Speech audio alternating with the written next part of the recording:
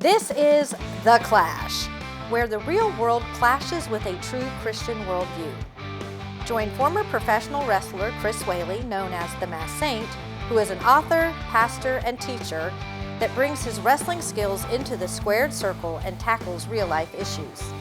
Along with Jeff Dixon, best-selling author, internationally known teacher, leader, and pastor who is not afraid to tackle the tough issues of the world we live in. Together they form a tag team of wisdom in The Clash.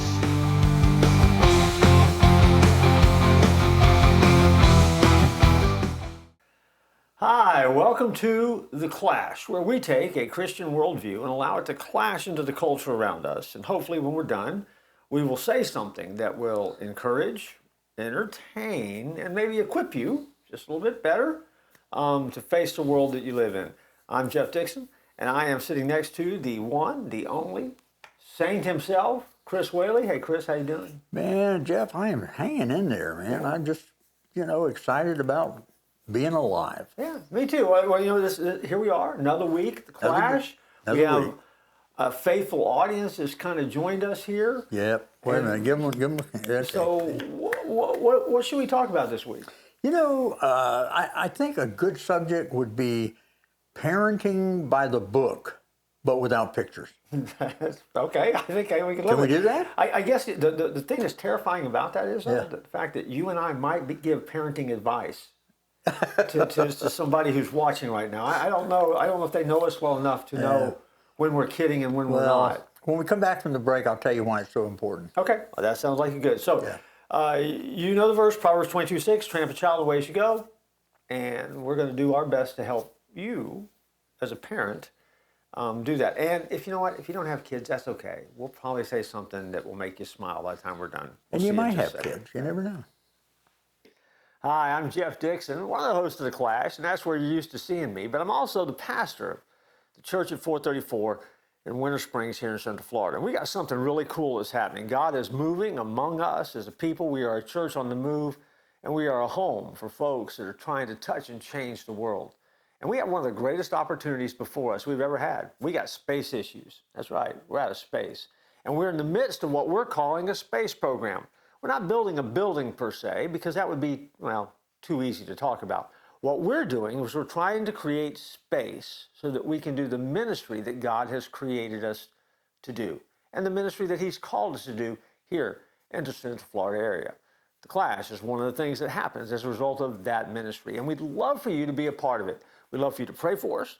We'd love for you to take a look at what we're doing, and we would love, if God leads you, to invite you to contribute financially as well. You're right, I'm asking for money. But hey, if you feel guilty about it, you give. And if you feel really guilty, give more. But the website at the bottom of the screen will take you to our website where you can find out all you want to know about the space program and so much more. And so take the time and visit with us. If you can be a part of that space program, we would love to have you a part of that journey. Look forward to seeing you there and visiting with you online. Hey, welcome back to The Clash. And Jeff, we're doing something I think is hugely important. I'll tell you how, I'm the one that kind of pushed for this segment. When my wife and I first had our first daughter, we were a part of a church in Lakeland, Florida, had a great pastor there. Every year, he would do a series on the family. Mm-hmm. And I couldn't wait for that every year. I couldn't wait. Verna and I still have our Bibles that we have notes in, and I just got an unbelievable amount of notes from his messages. And I loved it so much that when I became a pastor, every year I preached on the family, every year, usually during the month of May. And, Jeff, out of all the people that have, come back to me and communicate with from the churches that I pastored, undoubtedly, most of them will say, those messages that you did on the family were the best messages. Wow. And because I was kind of, really driven about it. Okay. And you and I both know, you have kids as a pastor. Man, your kids are put under a microscope. Sure they are. And it's just, it's very difficult on kids in church. Now, so tell our audience how many kids you have.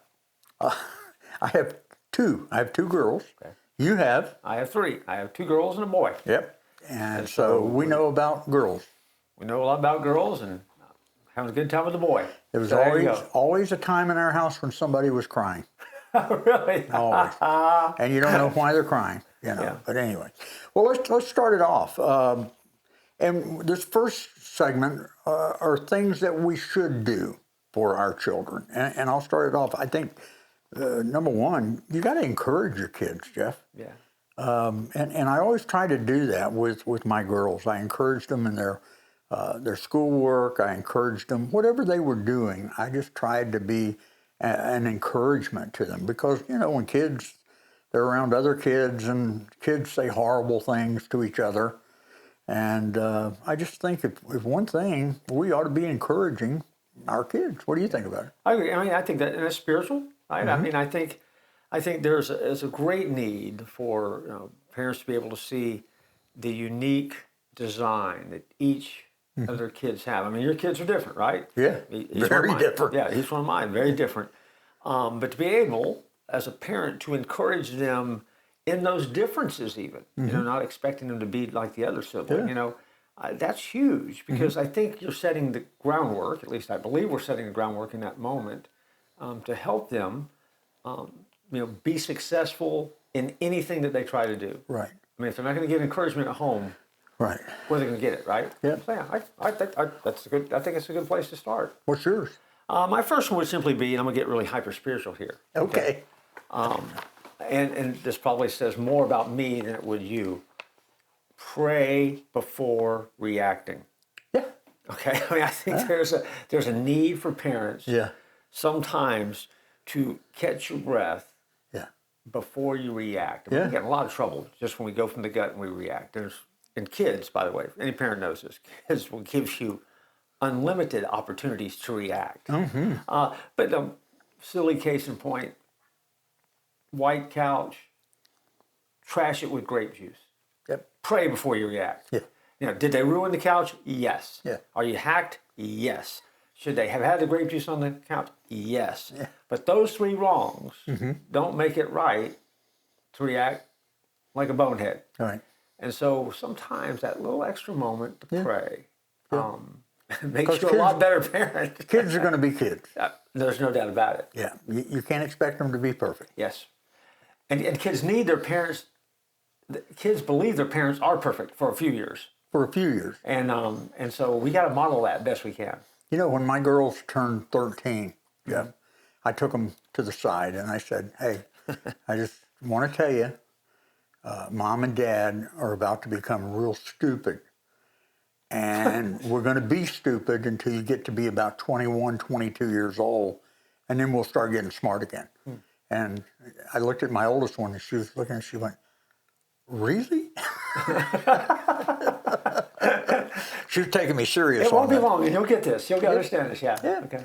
Hey, I got one. You got to protect your kids. And Oh, yes. Yeah. now, this one, I had a brother-in-law who was raised by a Southern Baptist dad and grew up in the church, and he hated the church, hated it. And, I mean, when he talked about the church, he gritted his teeth. And so before we had our first child, I took him to lunch. I said, hey, I just want to know why you hate the church so much, because we're going to have a baby, and I don't want my kids growing up hating the church. And he started naming off stuff, you know, that church was more important to my dad than we were. My dad, you know, we were going on vacation and somebody would call him, we would cry and beg him not to answer, and he'd answer and he'd have to leave and go trim some old woman's toenails. That's the way he said it. Okay. And so, you know, I just made a mental note of all of that. And so I protected my girls. When I interviewed with the church, I told them, I said, I'll give you my priorities. My priorities are God first, my family is second, and the church is third. I said, if I keep those priorities, I'll be a good pastor. Right. But if I ever get them mixed up, I'll cease being the kind of pastor I should be. Yeah. And so, I protected them. I told those people, don't expect more out of my kids than you expect out of your own kids. Sure. And I just, was very, very protective of them. I'm sure you were protective of yours. No doubt. Now, and again, for our audience, I mean, so as a pastor, do your kids get any perks about being the pastor's kid? Oh, can I tell you that? Sure. I'm wasting time here. One Wednesday night, I came home after church, and my youngest daughter was sitting on the couch counting out dollar bills. And she had a stack of dollar bills. I said, where in the world did you get that money? And she was kind of shocked. She said, well, I told Mr. Collier it was my birthday, and he gave me $2. So then I went to Mr. Forbes, and I told him it was my birthday, and told him that Mr. Collier gave me $2, and so he gave me $3. And then I went to Mr. Lewis, and I said, oh my goodness, she had like 40-something dollars. And you know, the next Sunday in church, at the end of the church, you know, I said, hey, listen, and I told them that story, and they were all belly laughing out there. And I said, I'll be glad to give that money back to you. It was taken under false pretenses. Yeah. And everybody said, you take that money back, and you won't be our pastor. You let that girl keep that money. So there's some definite perks. Financial perks. I never knew about that. I don't. You know, if my kids ran that scam, they didn't fess up. So I don't know about that scam. So that's good. Hi, I don't know if you're like I am, but some mornings I sit and I drink a cup of coffee and I ponder the world that we live in. And I think to myself, how do we take our Christian worldview and allow it to clash into the culture around us? And sometimes as I'm drinking my coffee, I'm motivated because I'm drinking out of my Clash coffee mug. That's right, this Clash coffee mug. I use it just about every morning. And you know what? You can have one just like it too by visiting the Clash store. Because nothing like pondering the world we live in over a good cup of coffee. And nothing makes the coffee taste better than an official Clash mug. No kidding. Don't believe me? Try it. We don't have a money-back guarantee, but just try it. It works. What's yours? I also have on my list of good parents will learn to say, I'm sorry, even to their kids. I got that. You did? I got that. You apologize to your kids for your mistakes. I think that really resonates. I mean, I can remember times in my life where my parents, you know, basically, whatever it was, and of course, if you know, any punishment I ever had, I earned many times over, so they owed me nothing.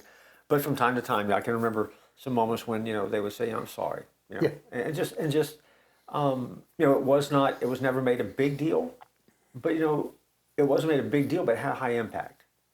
Because learning to say, I'm sorry, I mean, it's human, and a good dose of humility for parents is probably good and okay. It doesn't damage them in the eyes of their kids. And I think good parents are not afraid to say they're sorry because they're not perfect. I still do it. I still, every now and then, I'll call one of my kids. I think of something, and I'll call them, and I'll say, hey, you remember back when you were little? And you're reliving it. You're going down the guilt train. Okay. And I'd say, I'm so sorry for that. That was not the right. and they'll go, Dad, I don't even remember what you're talking about.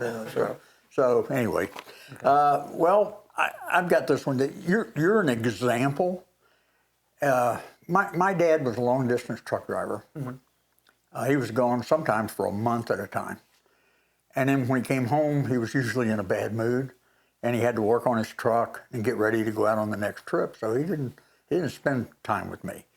And you know, after we had kids, I was saying, you know, I never had that example of someone showing me what a dad was like, or how a dad treats his kids, or how a husband treats his wife. So I embedded that in my brain that, hey, you're an example, because those girls are going to grow up looking at me as this is how a wife should be treated.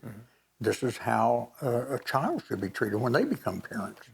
And so I think that's a big one, to be an example to your kids. I think piggybacking on that too, I think depending on, you know, who's listening to us right now, I can say that in my world, because my kids range in a wide variety of ages, that each of my children got a different version or example of parenting from me. My oldest, when I was younger, I mean, I was very young, you know, I was still trying to get out of school, trying to make it, carve your name, you know, make a name for yourself, try to do what needs to be done, and struggling, you know, to survive like anybody else. You know, that's the version that my oldest got. My middle one caught me in just a season where it was not slowing down, but it was real different, radically different than the first one. My son, on the other hand, gets a much older version where in a lot of ways, a lot of things are established already. I want to say that with each child, I got better.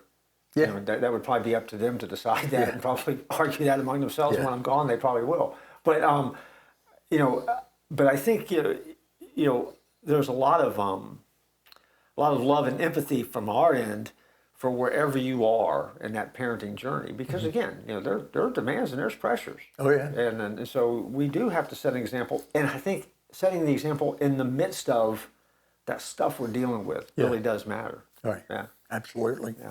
Well, I've got teach them about responsibility. Teach them about respect for authority and those things. You got to teach them to be trustworthy. That, you know, when you tell somebody something, you've got to keep it. And I think those are very important things to teach our kids. Yeah. I always operate, and I've always operated out of the mantra of grace before grounding.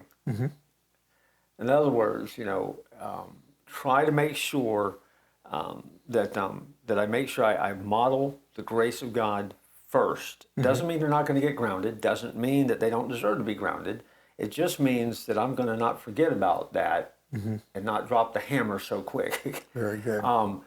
Because again, part of that example again, right? Right. If you can emphasize the fact that what you deserve is this, what we're going to do is this, you've actually communicated huge spiritual principles that really do linger and last. And so I always tried to, you know, it wasn't like parenting by grace thing, but it's just grace before grounding. Right. Because in my lifetime, I got to experience that from parents. They showed me a lot of grace when maybe they should have, you know, canned my hiney somewhere. They didn't do it. Yeah. Yep. So well, you know, this is one that you might think is crazy, but I think dads, I think you ought to be your daughter's first date, and moms should be your son's first date. When Allison, my oldest, turned 16, I told her, I said, Allison, we're going to go on a date, and we're going to go to your favorite restaurant, whatever it is, and then we're going to do whatever you want to do, and I have a gift for you. And then, so she wanted to go to Red Lobster. That was it. You could tell we were, you know, living high end. So we went to Red Lobster, and while we were there, I talked to her about her purity. I said, you know, your purity is something that you don't want to give away except to the man that you're going to marry. And she was immediately, when I started talking, she was going, Dad, Dad. Here, eat a biscuit, Dad. I gave her a locket. I said, this is your purity locket. Okay. And had a picture of Mom and Dad in it. And I said, when you get married, you give that back to me. But just always remember that. And I remember the movie that we went to. She wanted to go see a movie, A League of Their Own.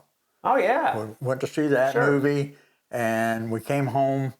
I walked her up to the door. I kissed her on the cheek, and I said, anything less than the way you were treated tonight is unacceptable.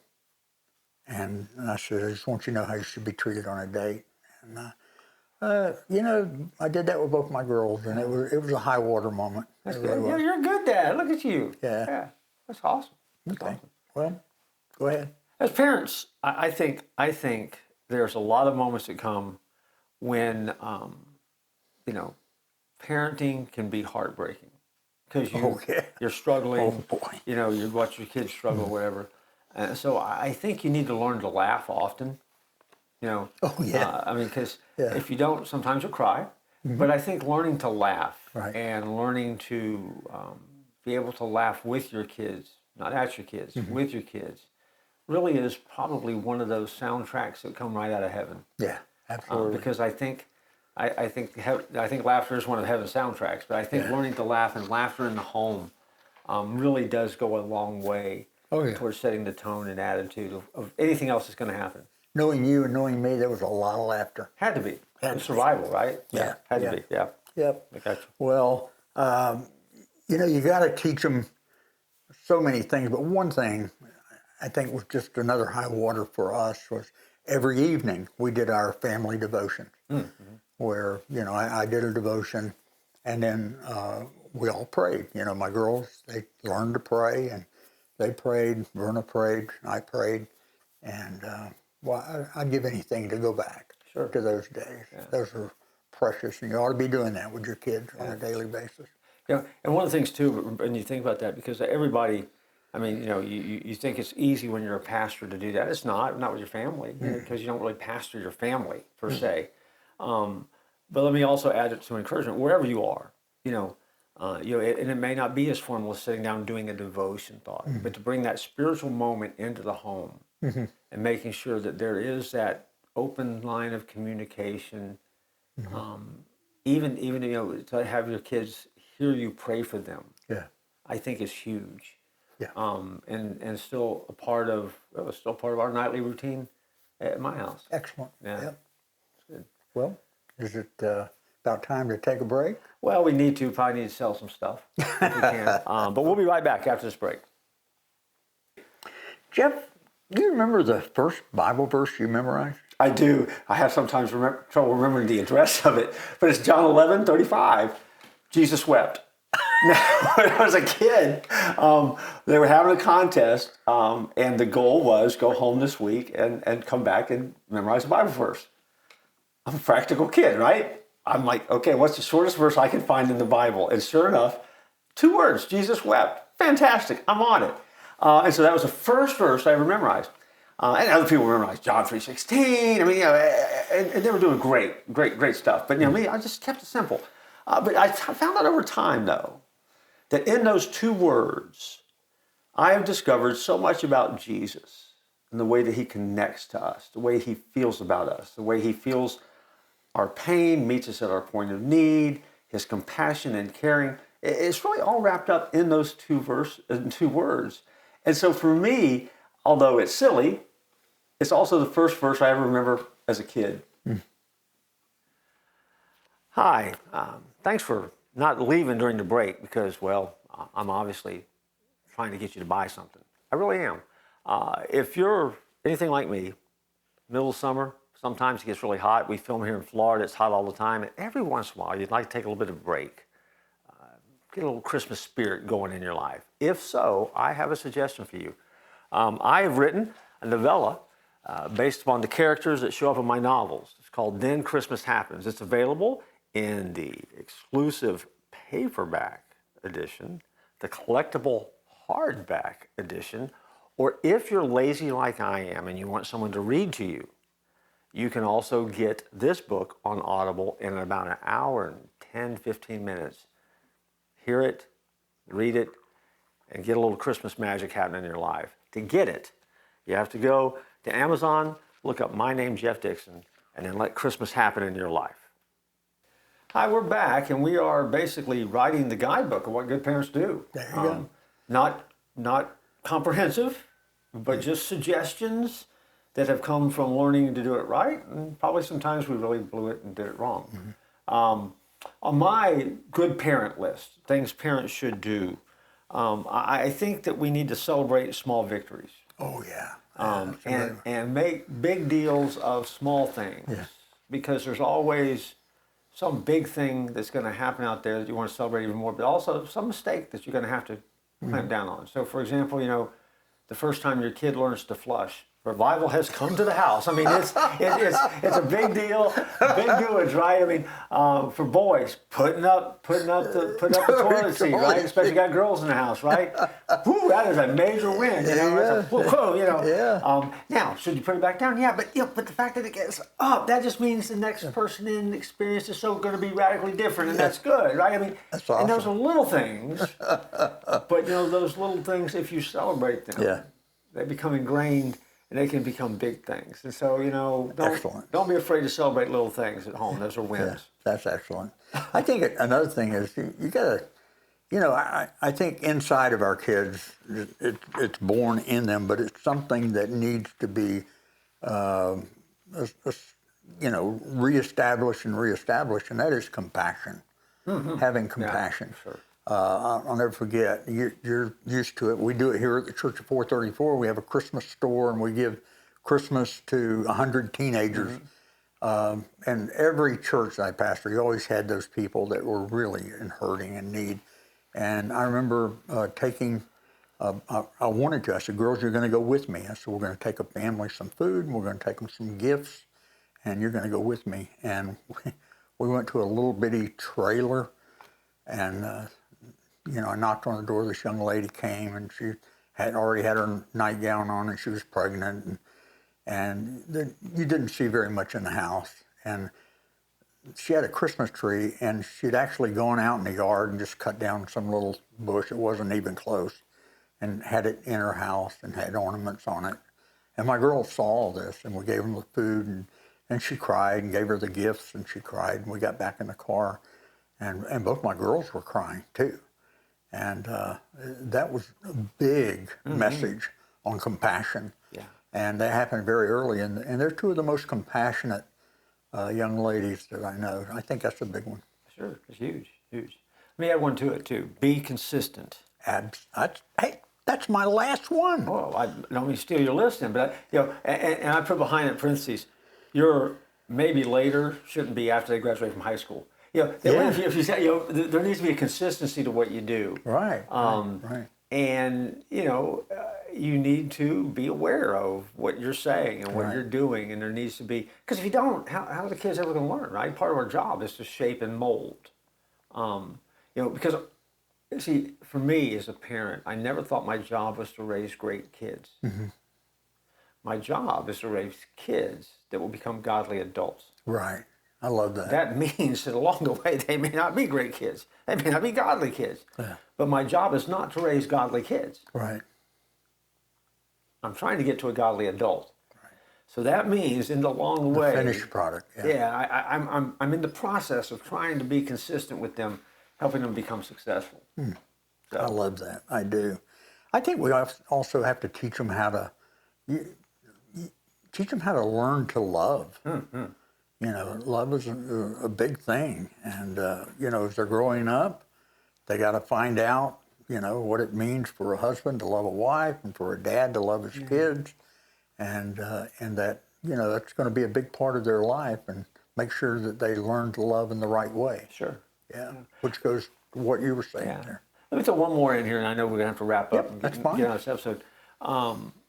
Listen, and this probably resonates with you and me as much as anybody else. Listen before preaching. Yeah. Because I think sometimes when we are correcting or trying to teach, I don't think we need to re-preach what the kids already know. Yeah. Instead, what they need is that gentle nudge to remind them, okay, you know better than this. Right. We don't have to relitigate it, but this is what it is. Because again, sometimes at some point they will tune you out. I used to call them monologues. Where I don't want to hear that. But again, you need to. But just remember, just pick your spot wisely. Yeah. Very good. We covered a lot of do's. Yeah. Of how to parent well. Right.